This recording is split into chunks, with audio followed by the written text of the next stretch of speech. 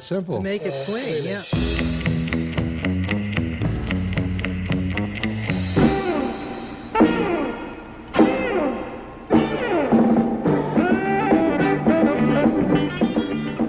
The first thing that I ever did that smacked of any kind of rock and roll was some kind of date, which I don't even know who the artist was.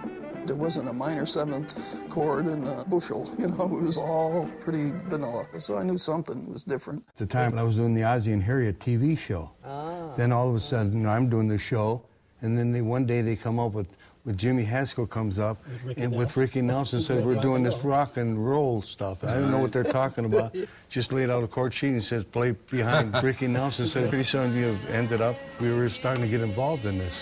Open up your heart and let this fool rush in. That's what took me to L.A. in summer of 1960 to play in the Ricky Nelson Band.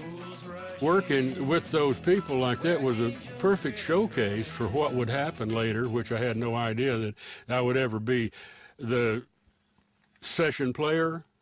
Didn't even know what that meant. We learned how to play rock and roll right there on the job. Hey, you know, if they want this, I can do it. You know, that's Latin music. That's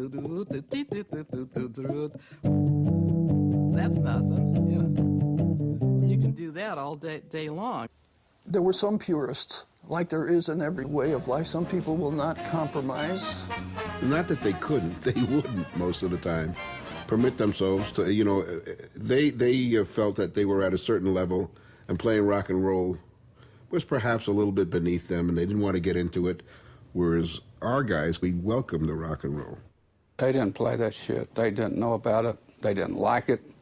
And I started out playing demos mainly, you know, $10 a song, and I got to eat that day. And I had 3 kids to earn a living, and that's it. And the money was important to pay the rent. And so I did what all the rest of the guys did. I got a Fender guitar and put the light gauge strings where you could bend them from here to Christmas and listen to some of the people that were doing this in the rock groups. And I got so I could play that stuff better than they could.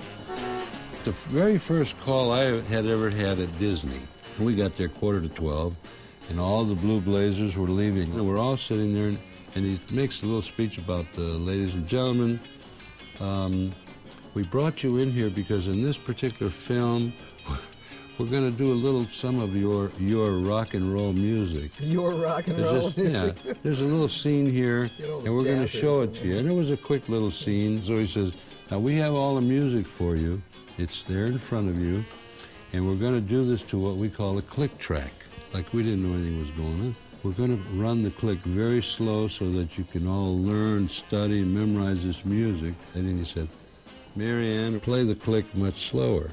Well, she accidentally hit it, and the minute we heard 8 clicks, ding, ding, ding, ding, ding, ding, ding, ding, we're in, and we played this thing front to back. And when we finished, this guy said, you did it perfect. I wish we'd have made that. Made it. How in the world could you do that? And Tommy said, well, we practiced a lot during the day. It was perfect because they thought you were a complete idiot. It was unbelievable.